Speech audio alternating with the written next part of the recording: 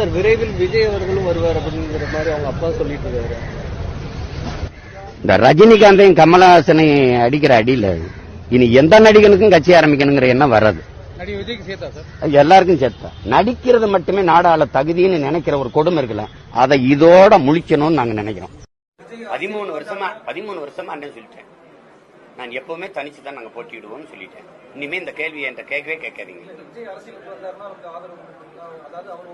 இப்ப நான் ஒண்ணு கேட்கிறேன், நான் ஏன் அவருக்கு ஆதரவு கொடுக்கணும்னு நீங்க நினைக்கிறீங்க? இருங்க, இப்ப இப்ப இப்ப ஏன் நான் 13 வருஷம் ஆச்சுல்ல, நீங்க அவர்கிட்ட தானே கேட்கணும், உங்க அண்ணனுக்கு நீங்க ஆதரவு கொடுப்பீங்க. அது ஏன் இப்படி ஒரு கேள்வி வைக்கிறீங்க? என் கொள்கை என்னன்னு தெரியுமா உங்களுக்கு? முதல்ல என் தலைவன் யாருன்னு தெரியுமா? அதை நீங்க எல்லாம் ஏற்பீங்களா? என் தலைவன் பிரபாகரன் சொல்ல இங்க எந்த அரசியல் கட்சியாவது இருக்கா? அப்புறம் ஏன் பேசுறீங்க? என் பாகவே நாங்க அரசியலை தாண்டிய உறவு எங்களுக்கு இருக்குது. அதனால அது அவர் இப்பதானே அரசியலுக்கு வராரு. அதனால அது தம்பியை நம்ம அப்படி விட்டுற முடியாது. அது அவருக்கு பல பிரச்சனைகளுக்கு நான் கூட நின்றுருக்கேன், உங்களுக்கு தெரியும்னு நினைக்கிறேன்.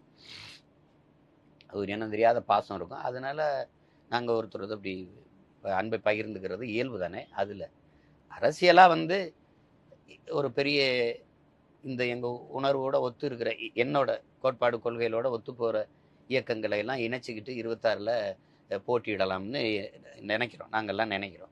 தம்பி நானும் பேசும்போதோட வேற யாரையும் நீ சேர்த்துக்கிறதான்னு கேட்டார். அந்த நேரத்தில் யோசிக்கலாம் அப்படின்னு சொல்லிட்டு விட்டுருக்காது. அப்படி தான் இருக்குது. இப்போ அவர் இன்னும் ஒரு படம் இருக்கு, அவருக்கு செப்டம்பரில் ஆரம்பிக்கிறார் கட்சி. அப்போ அதுக்கப்புறம் அதை யோசிக்கணும்.